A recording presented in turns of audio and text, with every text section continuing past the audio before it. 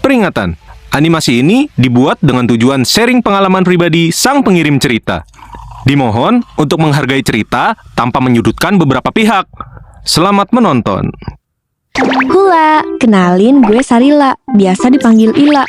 Gue rantauan dari kota Kembang, Bandung, dan sekarang kerja di kawasan Jakarta. Kali ini gue mau ceritain kisah absurd penjaga kosan gue yang bikin gue gak nyaman tinggal di sana. Padahal udah kayak second home gitu deh itu kosan. Sebenarnya gue nyaman-nyaman aja ngekos di sini. Yang punya kosan itu bapak-bapak. Beliau baik banget. Semua yang gue mau disediain biar nyaman. Kosannya juga murah sih menurut gue dengan fasilitas yang oke. Setelah deal, gue langsung bayar 2 bulan. Kesepakatannya emang gitu, karena kamar gue kasurnya diganti spring bednya sama yang baru. Model kosannya kayak rumah, tapi nggak ada pagarnya. Jadi kalau buka pintu tuh langsung ketemu halaman yang lumayan luas. Bisa buat parkir motor dan mobil anak-anak kosan.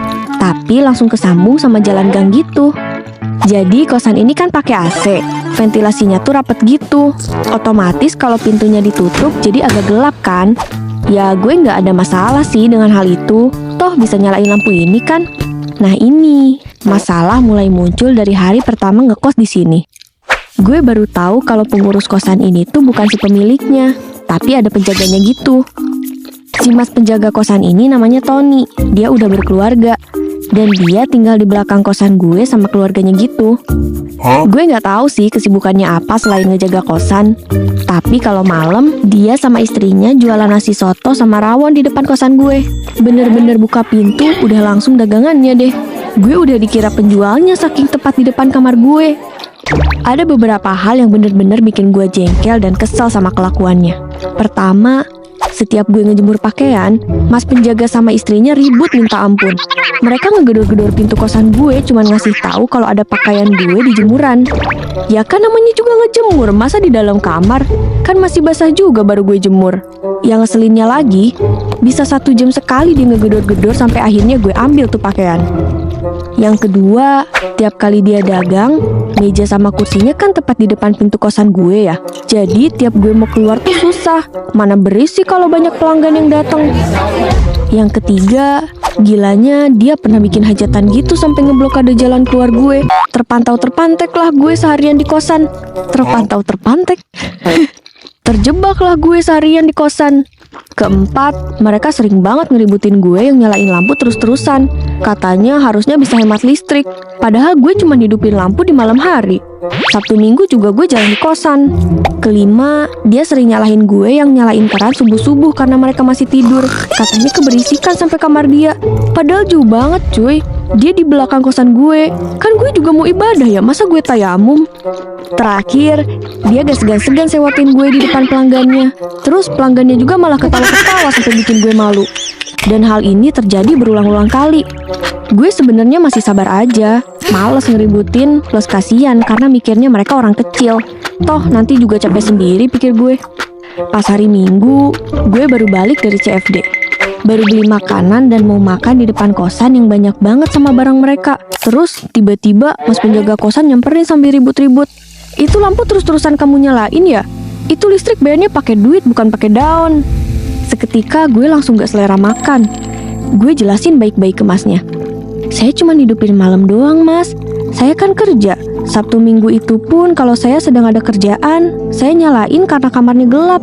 Lagian kan saya juga bayar listriknya. Lah jadi ini dia yang bayar listrik tapi dia dimarahin gitu. Ih top banget anjir. Tapi masnya ngeyel. Halah, wong kamu hidupin terus harian kok. Tahu saya. Dan bla bla bla bla. Sampai gue gak sanggup dengerin lagi. Gue langsung masuk ke kosan dan gue banting pintu kosan gue di depan mas penjaga kos. Langsung gue telepon pemilik kos dan ngasih tahu semua yang dilakuin si penjaga kos ke gue. Gue emosi dan gak terima digituin berulang-ulang. Gak nyaman, asli. Mas penjaga kos mempermasalahkan gue yang hidupin lampu dari malam sampai pagi. Lah, kalau gue mau tidur dengan lampu menyala, kenapa harus dikomplain? Kosannya siang aja gelap, kebayang dong kalau malam udah kayak apa. Gue gak apa-apa kalau si mas kosan dan istrinya mau jualan, mau ribut, mau hajatan, mau jungkir balik, atau apapun di depan pintu kosan gue. Depan pintu loh ya, bukan di halaman. Toh gue gak pernah masalahin ini. Tapi gue nggak terima kalau yang di dalam kosan gue ikutan diusilin. Gue juga bayar pakai duit bukan pakai daun. Dan jeng jeng, pemilik kosannya datang. Terus marahin penjaga kos ini yang ternyata dia dikasih 1 kamar gratis sama si pemilik. Dengan syarat ngejaga aja dan gak ganggu anak kosan yang nyewa.